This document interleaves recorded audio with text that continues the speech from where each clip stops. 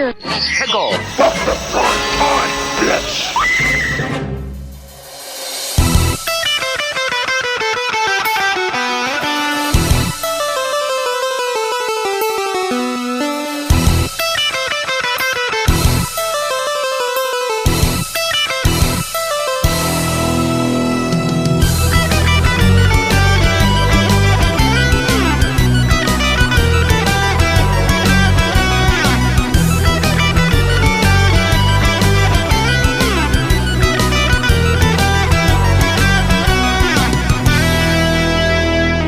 Well, hello, and welcome to the Prototype Podcast. I am flying solo here today. Alex, the producer, talking in the third person, wasn't feeling too great. We've had a crazy heat wave this week, and that just sort of caught up with me, and I was planning on initially recording with Ken Rails here, but I said, dude, I got to tap out and probably record a solo, shorter podcast for this one.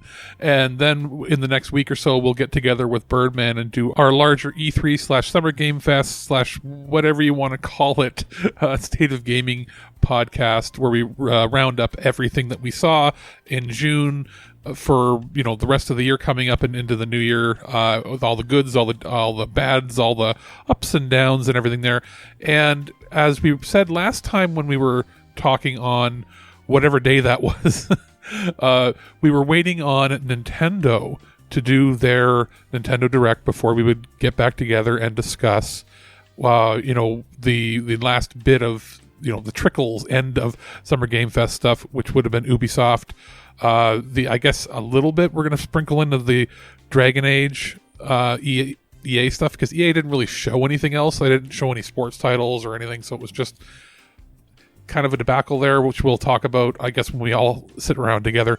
And then Nintendo, because beyond that, there are some indies that didn't have any showcases this summer, and then I guess THQ, which I guess it's funny, THQ Nordic, Embracer Group, they're in a weird place, obviously because of all the crap that's gone on with them, but THQ Nordic, while the largest branch of Embracer, doesn't actually encompass all the stuff that they own. It kind of more so does now. So they are doing their own direct showcase, whatever you want to call it. What do they call theirs? Theirs called Connect or Showcase, whatever it is. They do theirs usually closer to Gamescom because they're the largest European publisher, maybe not so much anymore, but theirs is going to be sometime in August, I think early August, before Gamescom. So we won't consider that part of Summer Game Fest. We'll just obviously lump that together when we do coverage for Gamescom opening night live.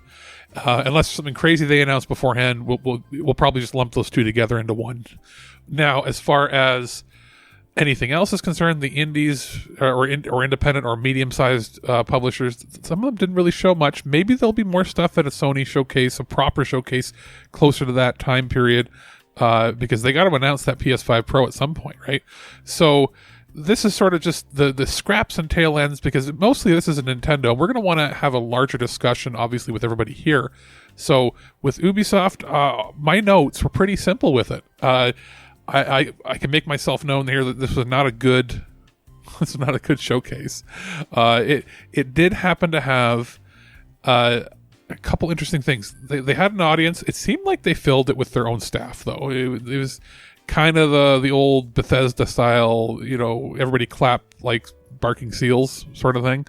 But it did have a live band play songs, like a traditional E3 style, which is something that you don't really see anymore, where they played music for the Star Wars game, and then they played music for the Assassin's Creed game. Pretty much nothing was shown there that we would really care about outside of the opening Star Wars, which showed off gameplay. It's still a little rough when it comes to the main characters. The discourse on the main character's face and looks, I don't give a shit about that. Who cares? I'm just playing a game. I don't give a crap. Except I find that the hair looks odd. Everybody else seems to look okay. It just looks kind of like almost a Lego piece popped on top of the head. And I don't know if it's It can't just be the capture of it. Hopefully you can change the hairstyle or put a helmet on or do something. Not that it's really going to matter too much, but it is odd that it seems like that character, the main character, has the worst model for hair. So I don't know. But that's just a nitpick. The game actually looks pretty fun. They did show off a significant more amount of gameplay. And I'm not overly hyped for it, but I am interested to see what it's going to be like. And I think this is one that Birdman's going to be super hyped for. So we'll see, because I'm still curating and putting together the list of things for him to watch. He's only going to watch the best bits that are important to him, because anything that's crappy or maybe not interested for him, that's something that I guess I could probably overview with Ken when we discuss with him. So he's only going to have the choice nugs. Beyond that, they showed Assassin's Creed with really, really low quality video, which sucked, because the game looks better when you see like still shots, and that it's just their stream. It was basically a nothing burger. They did show off a big reveal that the Assassin's Creed, the Prince of Persia Sands of Time remake has a window of 2026 now. Good Lord. They've had to spend so much money on this. They had to pull in the Toronto team away from Splinter Cell to work on it. Like, there's nothing else to show. They had nothing else to announce. It was rough. So with that out of the way, I'll briefly just mention there was a pretty disastrous showing of the new Dragon Age game when they revealed it as it almost felt like a hero shooter. It looked like garbage. The trailer was horrible. When they showed that off, I think it was at the Xbox showcase. But then a few days later, when they finally showed off gameplay, they added more to it. It ended up being like a 20-minute stream. The character models still look a little bit Fortnite-y. It's clear that some of the art didn't change from when it was originally conceived to be a live service game, but they wanted to make it known that it's definitely not that. It's the gameplay loop and the design of the world and everything has gone back to being more mission-based, like a cross between Dragon Age 2 and Dragon Age 3 with a little bit of Witcher stuff put in. Gameplay looks pretty good. Environments look really good graphically. The characters might take a little bit of getting used to, but outside of that, the voice acting seems to be on point. And I'm excited to at least get my hands on it. It didn't have the best gameplay trailer because they showed off very early in the game. They didn't show things like being able to control other party members, which they did say is there. And they didn't really show anything outside of like level 1 character stuff. So there's like no real powers to show off juggling, but it did seem to play really smooth. It looks like it's a lot smoother animation overall.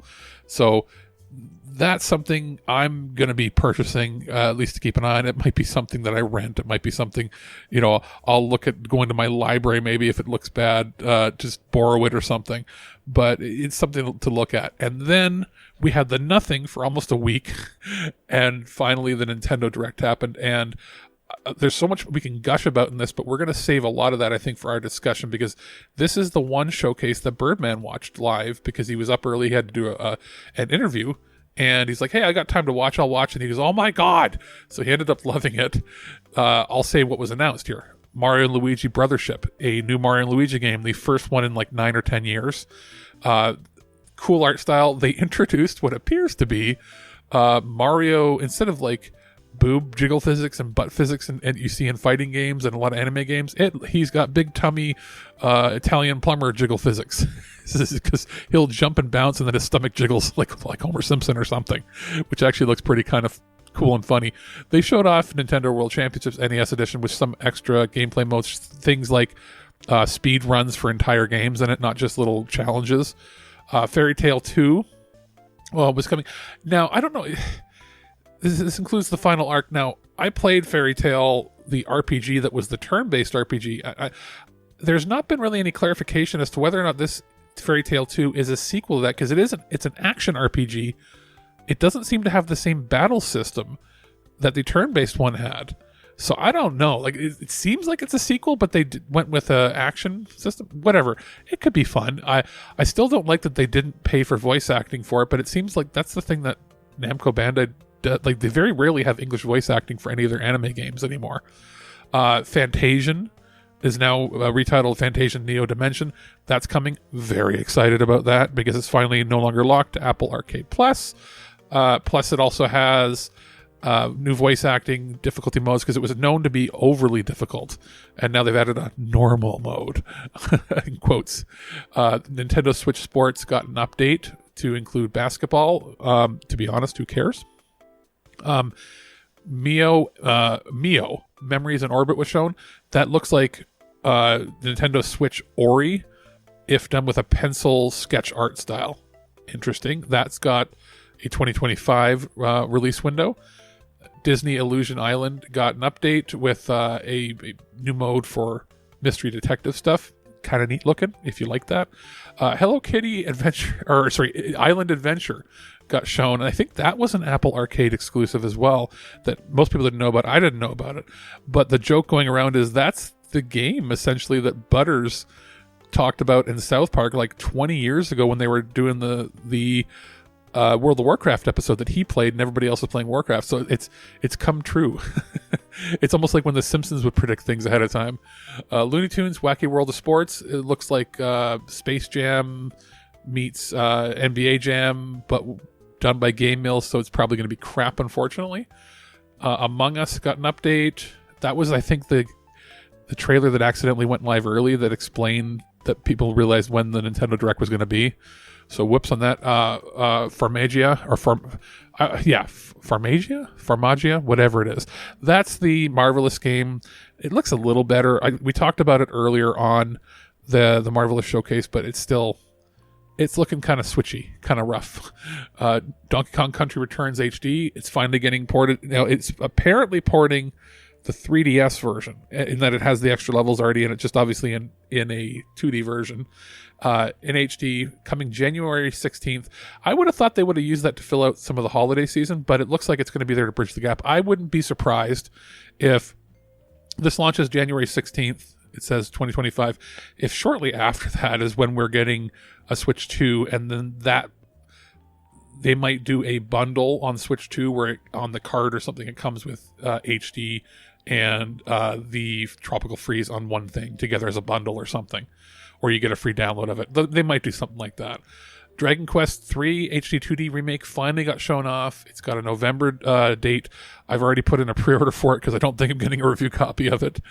And they did announce that the Erdrick trilogy is coming, or Lodo trilogy in Japan, where they're doing 1 and 2 as a separate bundle together, which is something I mentioned that there's no way with the amount of work that they put into this that they could charge full price for a single version of 1. 2 is a little larger and it could possibly have supported a separate release as long as it wasn't a full price game, but it makes sense putting 1 and 2 in a bundle together. They had done that in the past with other games. I think on the GBA, or is it Game Boy Color, they had a 1 and 2 collection.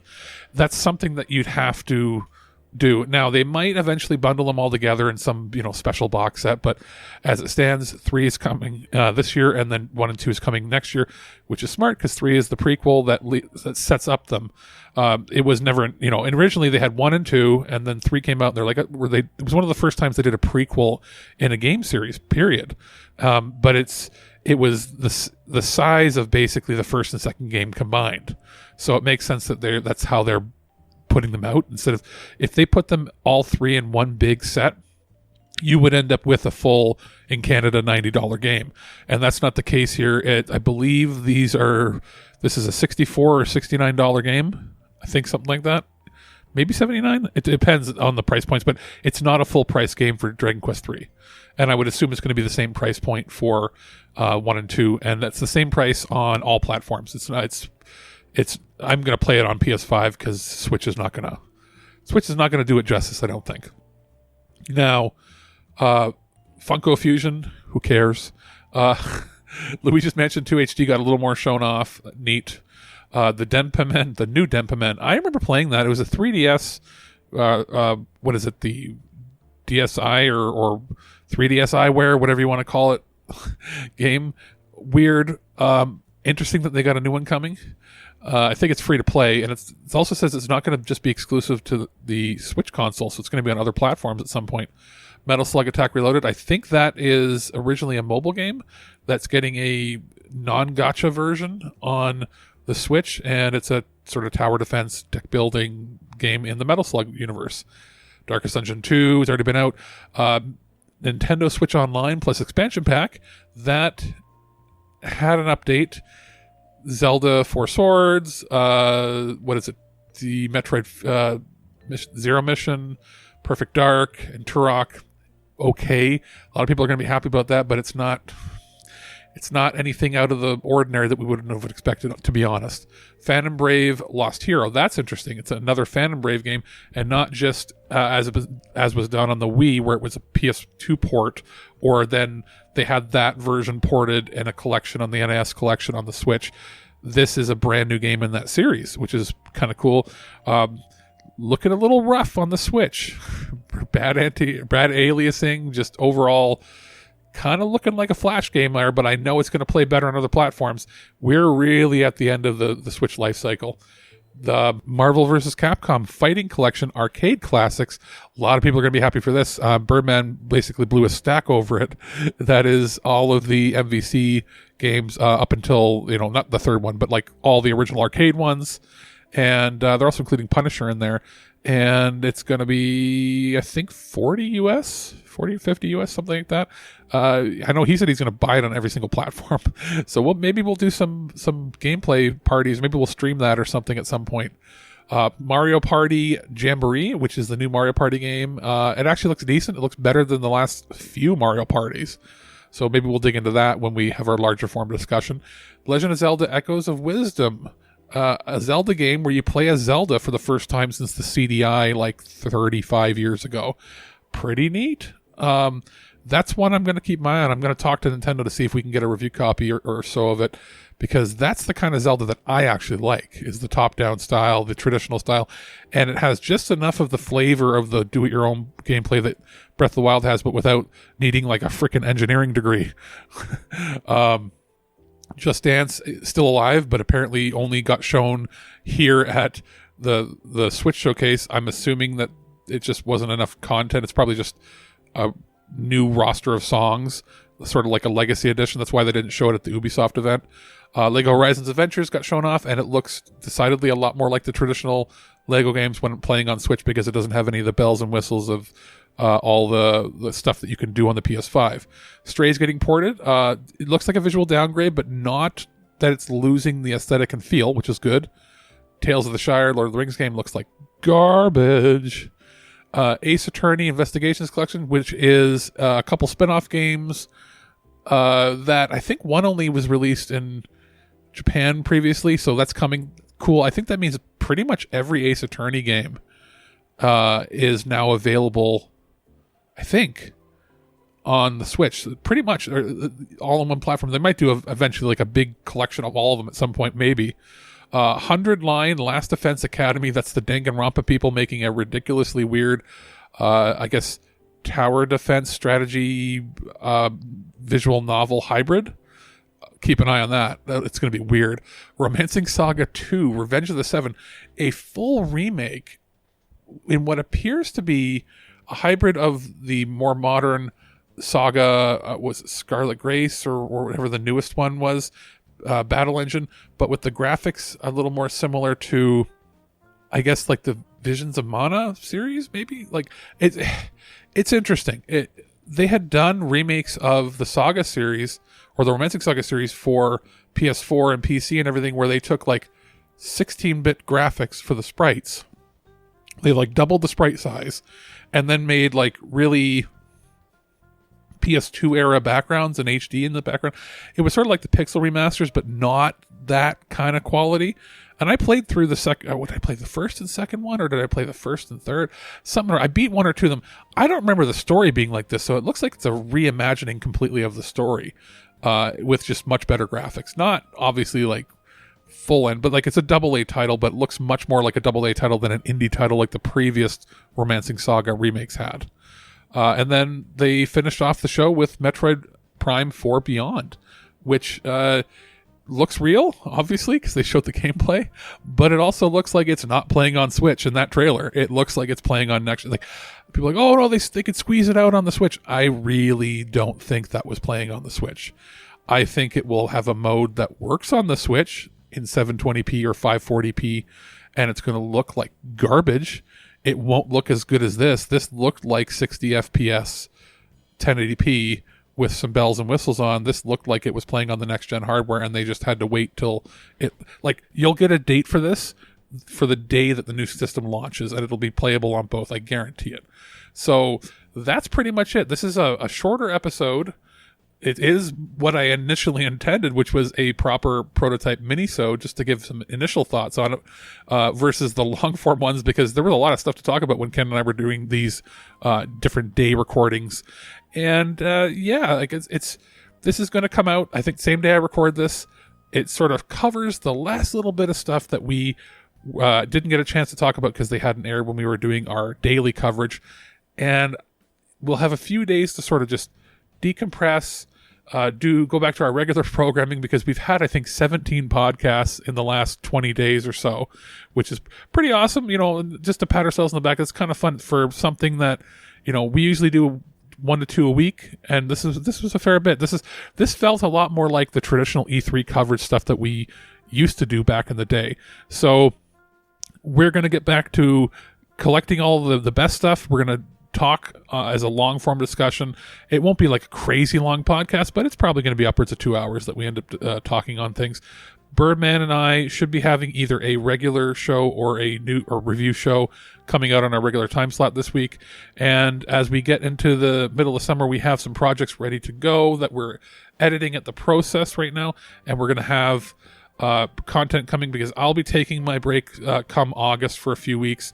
I know Birdman usually takes portions of July off, so we'll have a bunch of stuff to come out during our hiatus. We usually have a couple week overlap where neither of us is doing anything directly, and if that happens, we'll let you know before that break happens, because it's starting to get crazy hot with our heat waves and everything, and it's becoming problematic to record if you're not having proper AC, and the ACs are having a hard time keeping up. So we are going to make sure that we stay hydrated, have plenty of cool stuff to watch and play.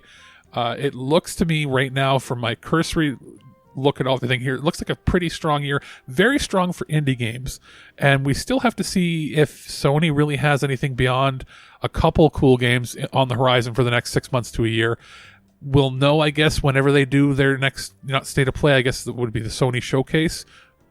That should be coming. I don't think it's too soon to do it again in June.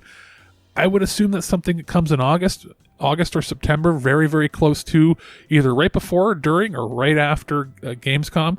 They'd want to have that ready to go before they do Tokyo Game Show, because if they want to have any hardware or any surprise games ready for the holiday season, they got to have that done by the beginning of September at the very latest. So that's pretty much it. We got plenty more stuff coming this week. Tomorrow, either tomorrow or the next day, we should be having another interview that Birdman did for Free RPG Day, which is this upcoming Saturday. And after that, we should have some projects on the works and in the works. He's planning to do some stuff with David Neuer over from Do You Even Movie, the podcast series with Enrique Couto.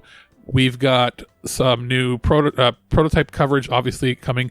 We have brand new episodes of Earth vs. Soup. We have new episodes of Future Imperfect and of Loose Cannon that we're editing right now. So we'll have plenty of stuff over the course of the summer. And I'm going to go right now because I'm still not feeling so great. And hopefully some tea and rest will help and get us ready to play more games. And we'll catch you here next time right here on ThisWeekInGeek.net.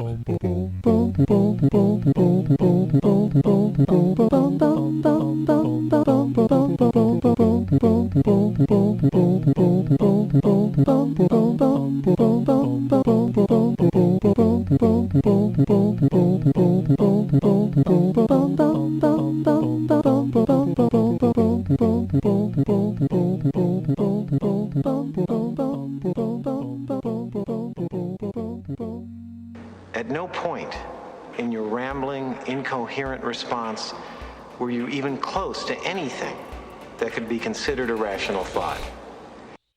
Thanks for listening to this episode of This Week in Geek. Hungry for more? Check out our website at thisweekingeek.net. You can subscribe to the podcast, browse our Twitter and Instagram, and leave your thoughts on today's topics. If you'd like to give us some feedback, send us an email at feedback@thisweekingeek.net. Tune in next time, and remember, lower your shields and surrender your listenership. We would be honored if you would join us. Thank you for your cooperation. Good night.